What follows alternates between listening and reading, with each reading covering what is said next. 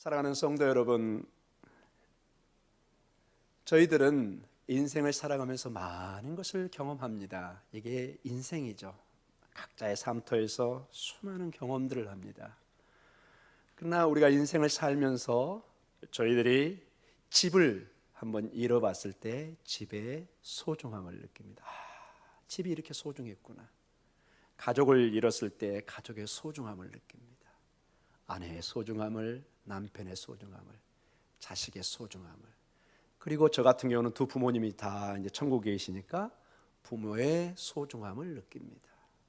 정말 말없이 온 인생을 헌신해서 한 사람의 인생을 키워내잖아요. 세상에 누가 그 긴 시간 동안 그렇게 투자와 시간을 보낼 수 있겠습니까? 오직 부모님과 가능한 것입니다, 여러분. 부모의 사랑은 일단 측정이 불가능합니다.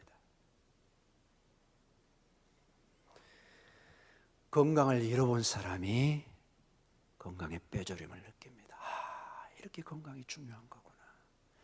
직장을 잃어본 사람이 직장의 소중함을 느낍니다. 오늘같이 이렇게 장례식에 가면은 생명을 잃어본 사람이 뭘 느끼죠? 생명의 소중함을 느끼는 것입니다. 인생이, 내 생명이 영원하지 않구나. 언젠가는 나도 죽음의 자리에 가야 되는 거예요. 이게 너무나 엄연한 사실입니다. 근데 우리는 매일 이걸 잃고 삽니다. 물론 매일 그걸 또 생각해도 정신병에 걸릴 수도 있겠죠. 그러나 그 얘기는 이것을 완전히 잃고 정신없이 살라는 또한 그런 뜻은 아니겠지요. 여러분, 건강할 때 뭘 지키라고 그러죠? 건강을 지키세요. 대부분 우리는 언제 건강을 지키려고 그러죠? 병원에 입원한 다음부터 이제 밥도 조심하고 약도 챙기고. 좀 늦었습니다, 여러분. 그것도 뭐 아주 늦은 건 아니지만, 여러분 건강하실 때 용왕산에 올라오시기 바랍니다. 제가 발음이 좀 피곤한 것 같습니다. 건강하신 분들이 용왕산에 올라와지 아프시면 계단 하나 오르는 것도 얼마나 힘든지 모릅니다. 가끔씩 제가 용왕산에 가다 보면은 그 계단을 부축해서 이렇게 올라오시는 분이 계십니다. 그나마 건강 챙기려고 용왕산에 오르십니다. 건강할 때 오를 때 얼마나 감사합니까, 여러분? 근데 중요한 것이 우리가 건강할 때, 집이 있을 때, 가족이 있을 때 이 소중함을 잘 모른다는 것입니다. 복음의 세계도 비슷한 걸 느낍니다. 사도 바울이, 바나바가 그들의 소중한 인생이 있잖아요, 여러분. 이 바나바가 사울이 부름을 받을 때는 굉장히 젊은 나이입니다. 그리고 어디서 비실비실 사는 사람이 아니라 그 사회에서 우뚝 선 지도자들이었습니다. 배울 만큼 배운 사람들이고 모든 걸 갖춘 사람인데 그들의 인생이 이제 여러분 계속 우리가 사도행전을 통해서 보면은 이제 드디어 땅끝까지로 복음을 전하는 지금의 사이프러스, 구브로스, 비시디아, 안디옥. 오늘은 어디까지 왔죠? 여러분 본문에 보면 어디까지 나왔죠, 여러분? 오늘 설교 제목이 뭐죠? 이고니온. 좀 발음도 어렵습니다. 지도를 보면은 이 비시디아, 안디옥과 이고니온 좀 가까운 도시. 물론 터키가 크죠. 큰 나라이기 때문에 하지만은 지도상은 서로 이렇게 가까이. 여기서 한 용인 정도 조금 더 갈까요? 터키는 크니까 걸어서 이렇게 옆 동네로 갈 수 있는 비시디아 안디옥에서 환란을 당한 다음에 이제 복음을 또 다른 도시에 가서 전하려는 그런 모습이 있습니다. 오늘 이 말씀을 통해서 여러분과 저는 정말 이들이 어디에 인생에 초점을 맞추고 있고 무엇을 위해서 이렇게 고난을 감수하고 그들의 온 삶의 인생에 그들의 발걸음과 그들이 나오는 모든 입술의 말이 어디에 집중되어 있는가를 우리는 눈여겨보아야 됩니다. 이것이 인생에 사는 지혜입니다. 우리 인생은 한계가 있기 때문에 모든 걸 다 가볼 수도 없고 모든 걸 다 경험할 수가 없습니다. 그래서 어떤 경험자의, 멘토의, 책의, 위인들의 가르침이 중요한 것입니다. 그 사람들이 인생을 지혜롭게 살아보고 고민해봤기 때문에 그들이 주는 한마디 한마디는 중요한 지침이 되는 것입니다. 성경에 나와 있는 하나님의 사람들의 그들의 삶과 그들의 말씀은 진리인 것입니다. 아주 우리가 새겨서 드려야 되는. 우리는 압니다. 하나님의 말씀을 통해서 정말 우리가 우리 영혼이 들어야 될 삶과 말씀이 무엇인지, 이것을 우리 성경은 복음의 진리라고 합니다. 우리 오늘 이 말씀을 통해서 다시 한번 우리를 도전을 주고 우리의 인생을 다잡고 이 매일매일의 삶과 반복되는 매주의 금요 비전이지만, 여러분 이 시간을 통해서 이 시간이 모아져서 주님 앞에 잘했다 칭찬받는 삶의 그런 결과가 맺어질 줄 믿습니다. 어느 날 갑자기 여러분 가수원에 가서 사과를 딸 수 없습니다. 여러분 매일매일의 비바람과 햇볕과 추위와 모든 걸 이겨내고 긴 시간 봄, 여름, 가을에 와서 사과를 딸 수 있는 것입니다. 신앙생활은 여러분 어느 날 갑자기 되지 않습니다. 상당한 훈련이 필요합니다. 그래서 운동 선수도 태는 선수촌에 가서 그 구슬땀을 흘려야 겨우 메달을 딸까 말까, 그것도 보장이 안 돼 있습니다. 우리 신앙생활도 어떤 면에서 긴 여정의 나그네 삶이요 순례자의 길이라는 것은 수많은 삶의 훈련과 이 연습과 이 역경과 고난 속에서 승리해야 되는 그런 과정인 것을 여러분도 알고 저도 알고 있습니다. 결코 우리의 인생에 사도 바울의 바나바의 선교의 이 전도의 삶이 쉽지 않았던 것처럼 저희들의 삶도 결코 만만치 않고 수많은 우리의 삶에 오늘도 매일의 삶의 유혹이 있습니다. 예배당 한번 나오는 것이 그렇게 힘듭니다. 여러분 어떠신가요? 어디 모임이나 어디 가는 것은 너무나 가볍고 마음을 기쁘게 하는데 이상하게 교회에 나오는 것은 무겁습니다. 어떨 때는. 근데 여러분 이제 이것을 변화시킬 수 있는 것은 우리가 복음의 진리를, 생명의 진리를 깨달아갈 때 우리의 발걸음이 어디로 향하고 우리의 마음이 어디로 가야 될지를 깨달아질 줄 믿습니다. 자, 오늘 본문을 통해서 우리의 삶을 다시 한번 이 본문을 통해서 도전받기를 원합니다. 자, 우리는 저번 주에 비시디아 안독에서 복음을 전하는 사도 바울과 바나바의 모습을 보았습니다.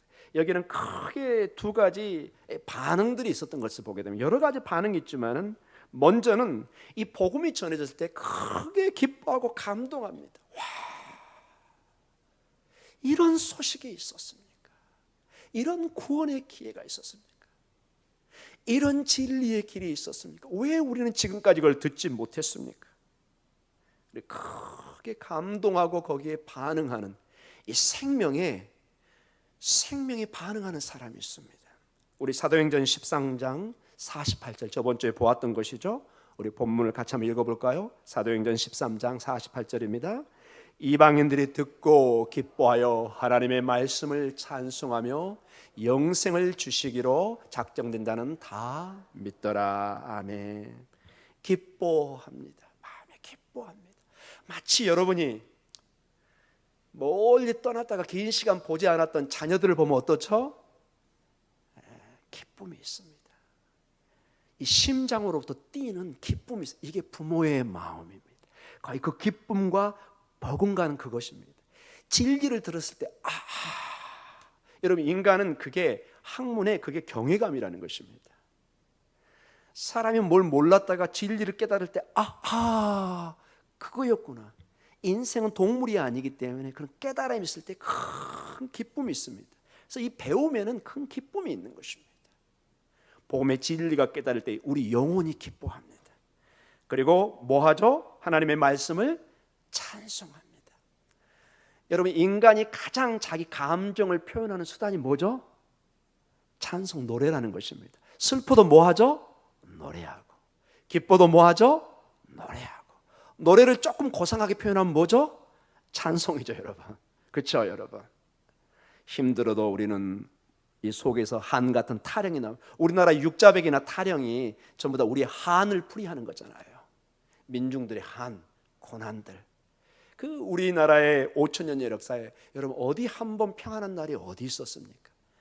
늘 외세한이면 내면의 여러 가지 고통 속에서 한이 맺혔던 거의 천여 번에 가까운 전쟁의 생활 속에서 늘 쫓겨다녀야 되는, 그래서 어떤 사람의 조사에 의하면 우리의 빨리빨리가 전쟁 문화에서 나온 단어랍니다. 빨리빨리 도망가자, 빨리빨리 피해야 된다. 그러나 그것이 또 하나님께서 은혜를 주셔가지고 빨리빨리 이 나라를 세우게 하시는 하나님의 복음의 능력은 그런 능력이 있을 줄 믿습니다. 저희 민족처럼 빨리 이렇게 부흥한 나라도 없습니다. 우리는 일하면 24시간 일합니다. 제가 볼 때 외국에 살아보니까 그런 나라 많지 않습니다. 딱 5시, 6시 때 문 닫아버립니다. 제가 바로 발을 문에 댔는데 주인이 얘기합니다. 내일 오시죠? 우리 같으면 어떻게 하죠? 빨리 사고 가시라고 그러는데 내일 와서 사가라. 처음에 저는 그래서 이 사람들 장사꾼 맞나? 아니 손님이 와서 물건 사가겠다는데. 근데 우리하고 많이 사고방식이 다른 걸 보았습니다. 자, 이렇게 기뻐하는 사람들이 있는가 하면은 적개심을 드러내고 진리에 대항하는 사람이 있습니다. 항상 어느 시든지 이 진리는 호불호가 확실합니다. 너무 좋아하는 사람이 있고 이걸 극단적으로 싫어합니다. 왜냐? 이 복음은 바로 영적인 것과 연결되기 때문에 그렇습니다. 여러분, 신앙이라는 것은 여러분도 알고 저도 알지만 내 마음대로 안 됩니다. 그렇게 세상적으로 착한 사람인데 믿음, 신앙 얘기하면 딱 거절합니다. 영적인 큰 적개심이 드러나는 것을 보게 됩니다. 이게 우리의 인생에도 많은 부분에 드러나는 것을 봅니다. 우리 사도행전 13장 50절에 저번에 우리 그 본문을 한번 보도록 할까요? 50절, 13장 50절입니다. 이에 유대인들이 경건한 기브인들과 그 신의 유력자들을 선동하여 바울과 바나바를 박해하게 하여 그 지역에서 쫓아내니. 여러분, 생명을 쫓아냅니다. 여러분, 진리를 쫓아내버립니다. 여러분, 이분들이 마지막 심판 때 얼마나 후회하겠습니까? 성경은 이 후회하는 모습을 이를 갈며 통곡한 날이 올 것이다 이야기합니다. 왜? 생명을 쫓아버렸거든요. 생명을 박해합니다. 오늘 우리 본문을 보면은 이 비시디아 안독에서 일어난 이 복음의 전파와 거기에 대한 반응의 모습이 거의 동일하게 나타납니다. 오늘 우리가 이고니온의 복음 전파의 사건을 우리가 이제 보아가겠습니다. 우리 1절 같이 읽어볼까요? 이에 이고니온에서 두 사도가 함께 유대인의 해당에 들어가 말하니 유대와 헬라의 허다한 무리가 믿더라. 자, 우리는 사도 바울의 이 선교의 가장 큰 특징이 어떤 새로운 도시에 가면 가장 먼저 어디를 들리죠? 회당에 들립니다. 이 회당, 시나고그라고 그러죠. 유대인의 같으면 우리 같으면 교회 같은 곳입니다. 생각보다 굉장히 크고요, 잘 지어놨습니다. 그들의 마치 우리가 여기 목동중앙교도 마찬가지고 우리 외국에 가 있는 그 한인들이 대부분이 교회 중심으로 모여 있습니다. 이민 가서 처음에는 신앙 갖지 않은 분들도 어려움 속에 이 교인들의 도움을 받아가지고 신앙을 가진 분들이 많이 있습니다. 물론 한인교회 여러 가지 문제도 있지만은 한인교회가 굉장한 구심점 역할하는 것은 확실합니다. 저도 20년 동안 한인교회에서 도움을 받았고 또 오신 분들 도움을 주고 그렇게 살았습니다. 유대인들도 이 해당에 가면은 이 유대인들은 큰 철칙이 있습니다. 숙식을 제공해 줘야 됩니다. 유대인이 그 해당에 가면은 잠을 재워주고 간단한 요기, 음식을 주어서 다음 여정을 떠날 수 있는 어떤 환경을 마련해 줍니다. 그리고 일단 회당은 유대인들이 모여서 늘 정기적으로 말씀을 읽고 강론하는 장소입니다. 기도하는 장소고, 특별히 예루살렘 성전이 파괴된 다음에 회당은 거의 성전을 대신하는 중요한 유대인의 삶의 중심이었습니다. 그러니 가장 복음을 전할 수 있는 좋은 장소와 기회의 그 장소는 회당이었습니다. 그리고 우리 주님도 항상 내 잃어버린 양에게 먼저 복음을 전해라는, 주님은 항상 복음을 먼저 유대인에게 전하고 그 다음에 이방인에게 전해지는 것을 보게 됩니다. 사도 바울도 먼저 회당에 가서, 이고니온의 회당에 가서 복음을 전하는데 여기 유대와 헬라의 허다한 무리가, 즉 여기서 헬라라는 것은 헬라 시민권을 가지고 있으면서도 유대인의 어떤 그 신을, 경외심을 가지고 함께 예배에 참석하고 있는 사람들입니다. 여러 해당의 사람들이 같이 있는데 믿음의 역사가 일어나는 것을 보게 됩니다. 자, 이렇게 믿음의 반응으로 긍정적으로 반응하는 사람이 있는가 하면 2절에는 바로 반대의 반응도 나타납니다. 14장 2절 한번 볼까요? 그러나 순종하지 아니하는 유대인들이 이방인들의 마음을 선동하여 형제들에게 악감을 품게 하거늘.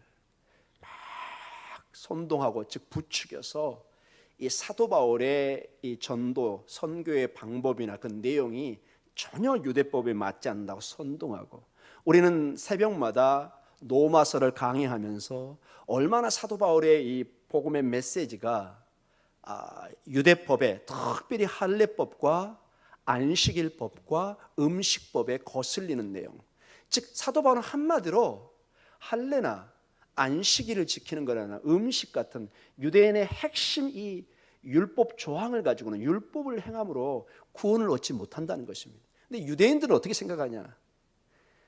그들이 율법을 지켜야 하면 대표적으로 할례를 행하고 안식일을 지키고 음식을 지키는 코셔로 이 음식법을 지켜야만이 하나님의 언약의 백성 안에 머물 수 있다고 굳건히 믿던 사람입니다. 그런데 주님은, 예수 그리스도께서는 당신의 사도인 사도 바울을 통해서 한 가지 메시지를 강조하게 합니다. 그 어떤 것도 구원에 이르지 못한다. 하나님의 영광에 이르지 못한다. 모든 사람이 죄를 범함으로 하나님의 영광에 이르지를 못했다. 오직 하나님의 영광의 구원의 길은 예수 그리스도밖에 없다는 것입니다. 심지어 이 율법도 누구 안에 완성되는 거죠? 예수 그리스도 안에 완성되는, 이 율법 가지고는 부족하다는 것입니다. 선하긴 선한데 인간 자체, 우리가 범죄한 인간으로 항상 하나님 앞에 이 율법을 온전히 지킬 수 있는 근본적인 능력을 갖고 있지는 못합니다. 근본적으로 우리는 죽은 자입니다. 죄로 말미암아. 에스겔 37장에 죽은 뼈다귀에, 마른 뼈다귀에 하나님의 생명이 부어져서, 전적으로 하늘로부터 하나님의 생명이 부어져서 힘줄이 생기고 살이 생기고 피가 돌면서 하나님의 군대로 변해가는 것이, 그 원리가 우리에게도 동일하게 적용되는 것입니다. 우리의 어떤 노력으로, 하나님의 어떤 율법을 통한 어떤 노력으로 하나님의 기쁘심이나 구원을 얻는 것이 아니라 전적으로 하늘로부터 주어지는 은혜의 선물로만이, 그리고 그 선물의 결정체인 예수 그리스도로 말미암아 우리는 새롭게 되는 새 창조의 역사, 새 생명의 역사, 구원의 역사가 있는 것을 얘기합니다. 이 놀라운 복음의 소식이 전해지는데 여기에 적개심을 품습니다. 이게 도저히 믿어지지가 않는 것입니다. 우리 같으면 이것은 이단이요, 허무맹랑한 소리요, 도저히 우리가 받아들일 수 없는 그런 소식으로 이렇게 얘기합니다. 그러나 그들은 그들의 저항에 머뭇거리지 않습니다. 14장 3절입니다. 같이 한번 읽어볼까요? 3절입니다. 두 사도가 오래 있어 주를 힘입어 담대히 말하니 주께서 그들의 손으로 표적과 기사를 행하게 하사 자기 은혜의 말씀을 증언하시니. 아멘. 계속 복음을 전하는 것입니다. 이 땅에 여러분과 저의 삶은 주변에, 심지어는 가족까지도 이 복음을 반대할 수 있습니다. 그러나 멈출 수는 없습니다. 마치 이겁니다, 여러분. 내가 부모라면은 내 자식이 무엇이 행복한 길이고 어떻게 해야만이 이 사회에서 성공해서 어느 정도 알고 있습니다. 왜? 인생을 미리 살아봤기 때문에. 좀 틀릴 수도 있겠지만 인간적인 부모들은 한계가 있기 때문에. 그러나 부모는 압니다. 본능적으로 내 자식이 어떻게 교육을 받고 어떻게 살아야 인생에 성공할 수 있다는 것을 본능적으로 어느 정도 알고는 있습니다. 왜? 부모기 때문에, 어른이기 때문에. 그 길을 아는데 자식이 잘못된 길을 가는데 괜찮아, 네 인생 그렇게 살아도 하면 괜찮아, 이렇게 말할 수 있는 부모는 많지 않습니다. 마치 우리 인생이 그런 것처럼 정상적인 선생님이라면 제자가 잘못했을 때, 그래 네 인생 네가 사는 거야, 나는 뭐 여기까지는 책임질 수 없다, 이렇게 말할 수는 없죠. 마찬가지로 사도 바울의 인생은 그들이 적개심을 품고 그들을 심지어 죽이려고 하지만 이 진리의 복음을 멈추지를 않습니다. 구약세계도 하나님의 사자들, 특별히 선지자들은 정말 복음이 너무 힘들어서 전하지를 못합니다. 예레미야나 이사야나. 그러나 주님이 마음을 주십니다. 이 복음을 전하지 않으면 누가 죽을 것 같아요? 본인이 죽을 것 같은 마음을 줍니다.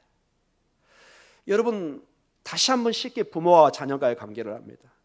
문제가 일으키면 자녀는 너무나 발 뻗고 잠을 콜콜 잠타거나 코도 골면서 밤새 고민하고 또 고민하고 하나님께 기도하는 사람 누구예요? 당사자예요? 부모예요? 꼭 대답 안 하셔도 됩니다. 제가 다 알고 있습니다. 문제 일으키는 자녀는 너무나 잘 자요. 그러나 그걸 옆에서 보고 있는 그 부모의 마음은 가슴이 찢어지는 것입니다. 그게 부모의 마음입니다. 사랑하는 성도 여러분, 바울과 바나바의 마음이 그것입니다. 한두 번의 어려움이 있다고 물러섰으면 그들은 사도로 부르심도 못 받았을 것입니다. 우리의 인생이 여러분 한두 번 고난이 어려움이 있다고 그래 교회 그만둡시다. 뭐 인생 얼마나 산다고 그래 같이 그만둡시다. 사랑하는 성도, 그럴 수는 없는 것입니다. 왜냐? 우리 인생은 그러기에는 너무 소중합니다. 여러분 그렇게 보기에는 부모 마음이 그걸 허용을 못합니다. 내 자식, 내 딸, 내 아들을 보면서 그렇게 막 포기하는 부모는 없는 것입니다. 복음이 그런 것입니다. 왜? 이게 생명이기 때문에. 그리고 바울과 바나바는 이걸 그렇지 않으면 본인들의 심장이 견디질 못합니다. 불덩어리 맞은 것처럼.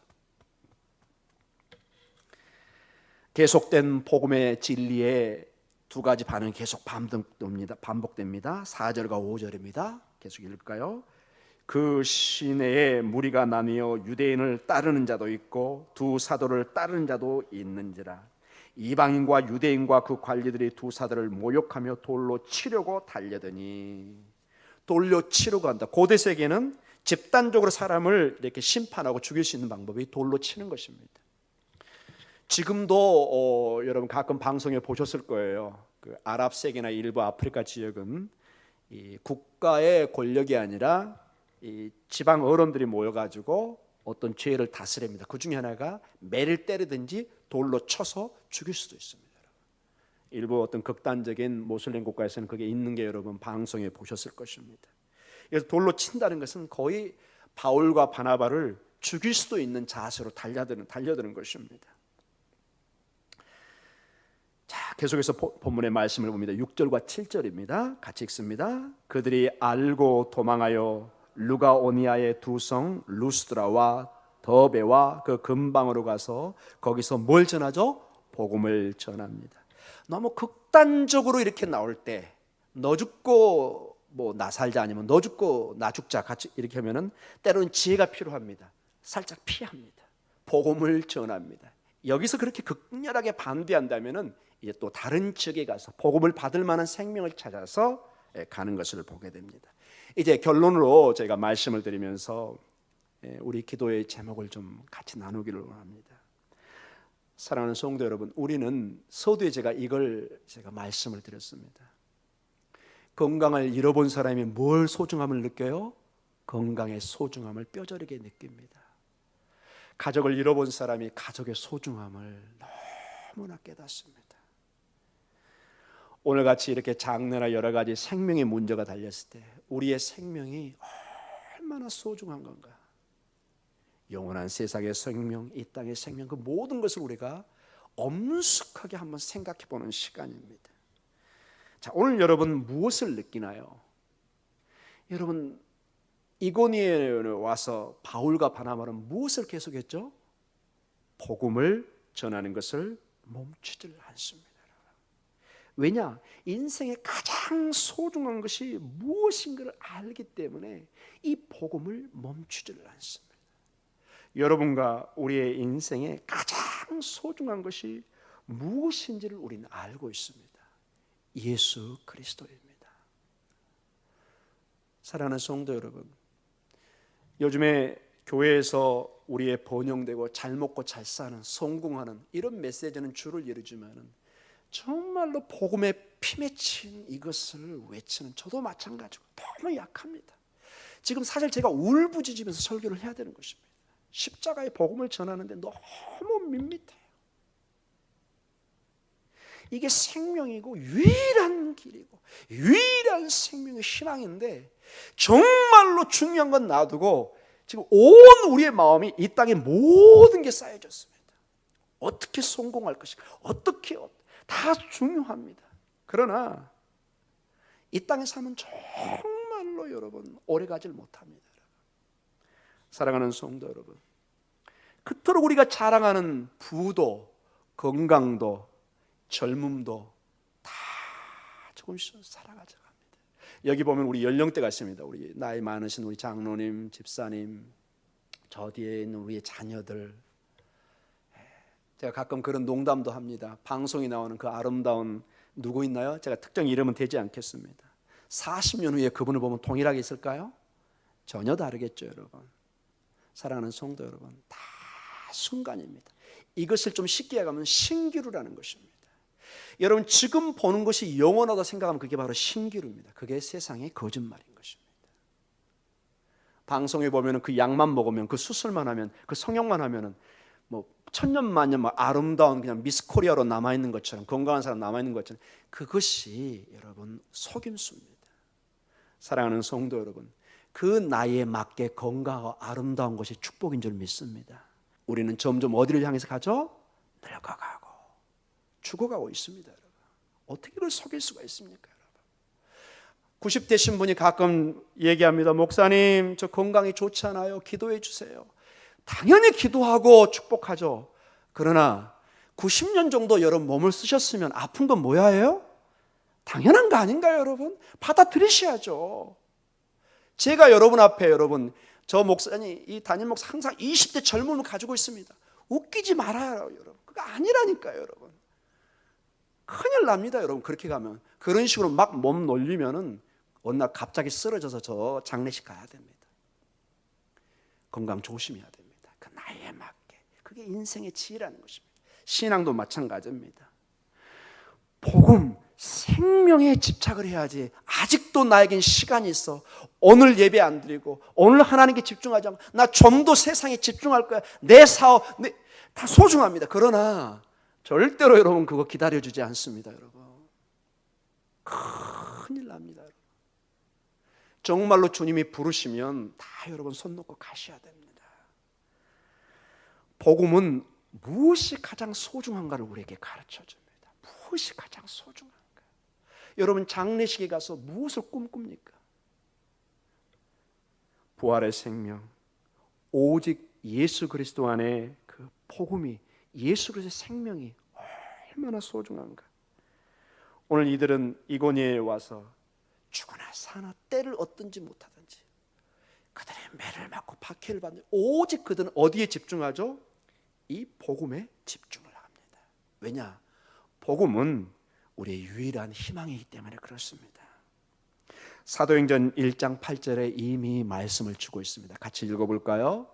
오직 성령이 너희에게 임하시면 너희가 권능을 받고 예루살렘과 온 유대와 사마리아와 땅끝까지 이르러 내 증인이 되리라 하시니라. 아멘.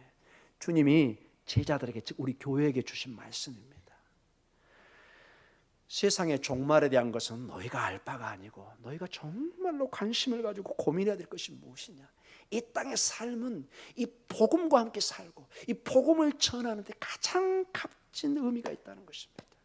생명과 함께 할 때 생명을 얻을 수 있고 생명의 삶을 살 수 있고 생명의 소망을 가질 수 있습니다.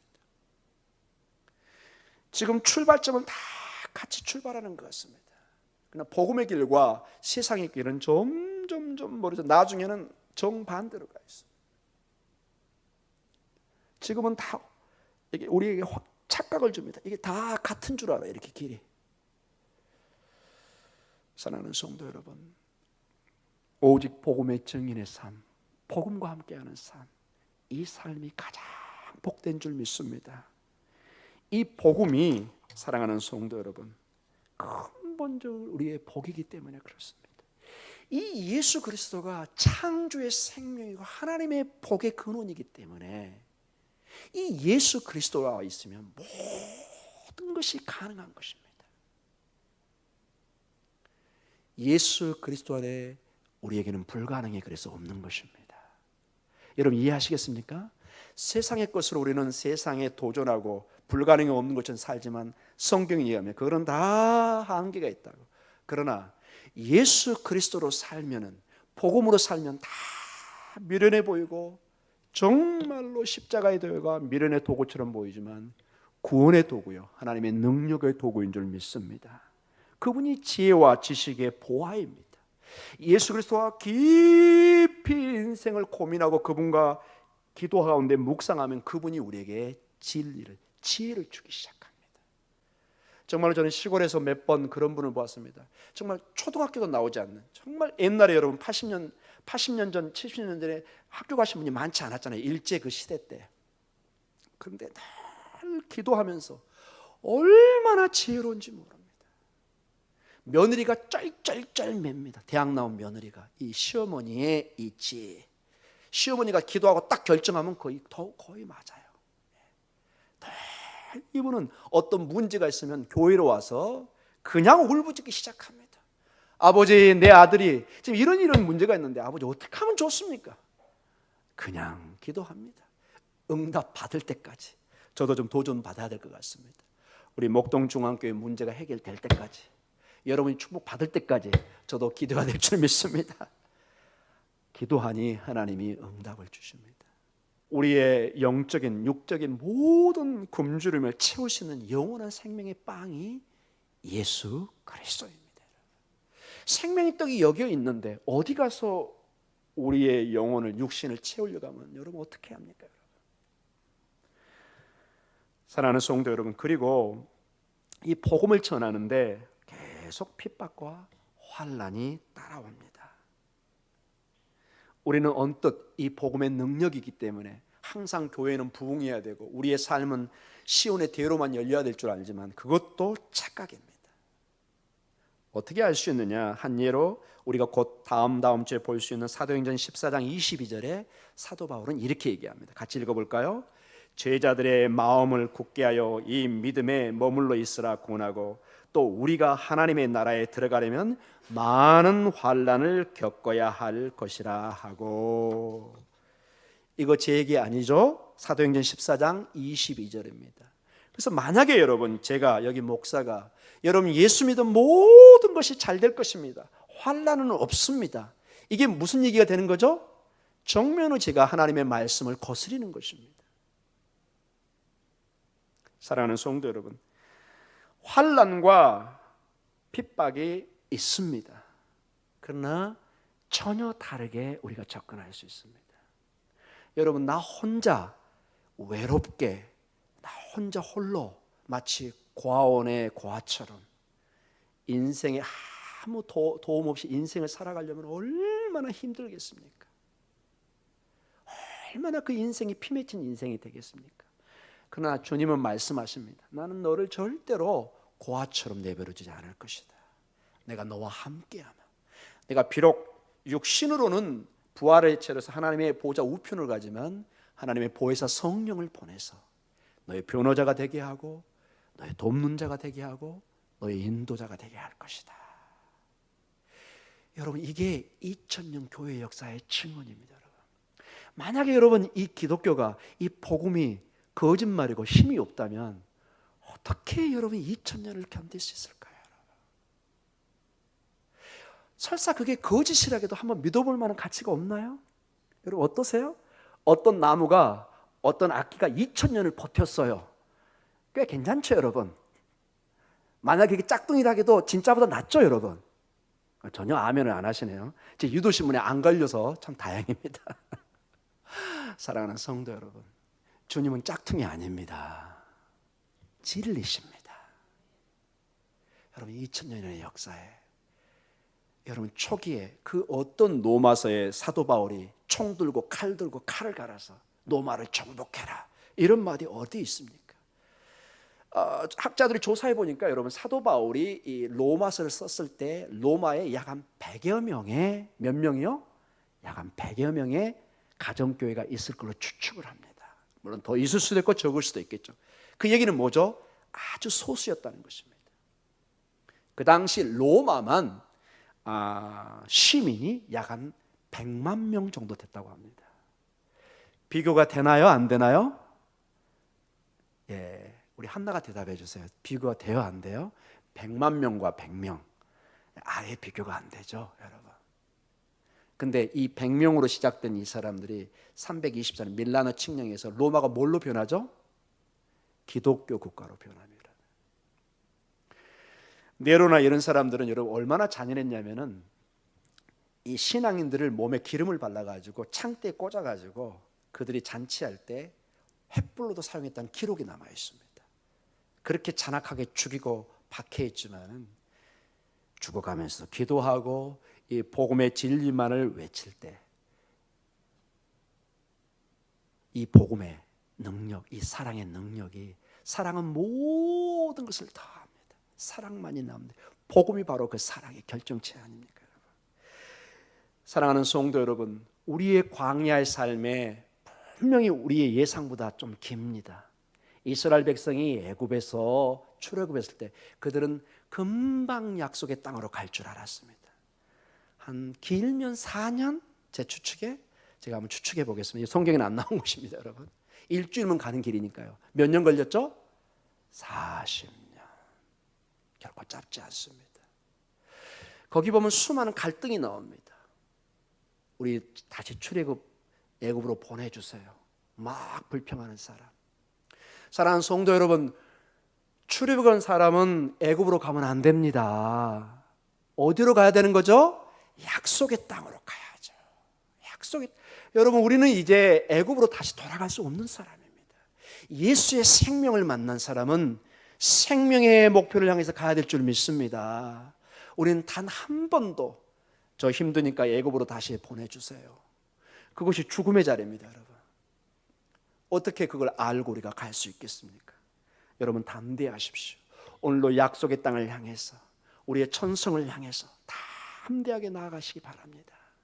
환난과 핍박이 있습니다. 그러나 나 혼자는 힘들지만 주님 앞에 기도하고 나아갈 때 주님이 힘을 주실 줄 믿습니다. 왜 우리가 기도해야 되느냐? 이 힘을 받는 것입니다.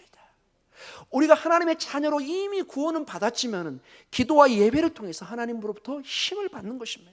마치 우리가 어떻게 해야 여러분 육신의 힘을 받죠? 밥을 먹어야죠. 다이어트 한다고 요즘 하도 젊은 사람들이 밥을 잘 안 먹으니까 놀랍게도 지금 상당수의 우리 젊은 사람들이 지금 몸이 너무너무 약해져 있습니다. 너무너무 약해져 있습니다. 사랑하는 성도 여러분, 예배와 기도를 통해서 힘을 얻어야 될 줄 믿습니다. 하나님이 주신 방법입니다.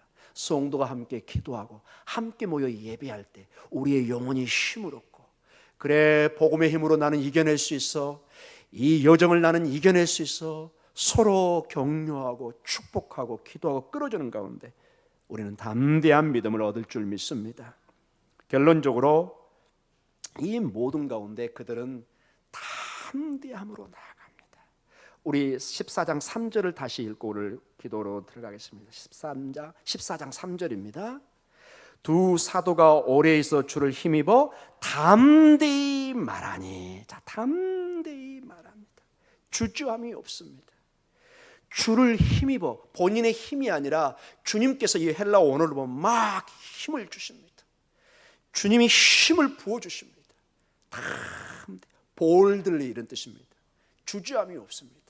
딱 서서 죽으면 죽으리라. 이 힘이 이들의 힘이 아니라 주님이 힘을 이렇게 주십니다. 요한복음 16장 33절입니다. 오늘 여러분 기도 제목으로 삼으시기 바랍니다. 요한복음 16, 33절 같이 읽습니다. 이것을 너희에게 이르는 것은 너희로 내 안에서 평안을 누리게 하려 함이라. 세상에서는 너희가 환난을 당하나 담대하라. 내가 세상을 이겼노라. 아멘. 너희가 환난이 분명히 있을 것이다. 분명히 있을 것이다. 그러나 담대하라. 주님이 세상을 어떻게 했다고요? 이기셨어요. 여기서 세상은 어둠의 영입니다. 공중 권세 잡은 자를 하나님이 깨트려 버렸습니다. 마치 창세기 예언처럼 뱀의 머리를 여인의 후손이 그냥 질밟아 버렸습니다. 이게 십자가의 사건입니다. 이제 우리는 선언하시면 되는 것입니다.